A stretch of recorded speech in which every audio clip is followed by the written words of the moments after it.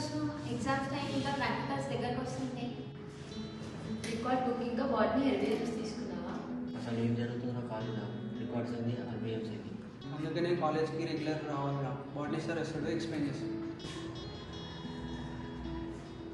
అది సర్చ్ చేద్దామేమో ఉంది. Intermediate second year పిల్లలకి ప్రాక్టికల్ ఎగ్జామ్స్లో హెర్బేరియం అనేది కంపల్సరీగా ఇంపార్టెంట్.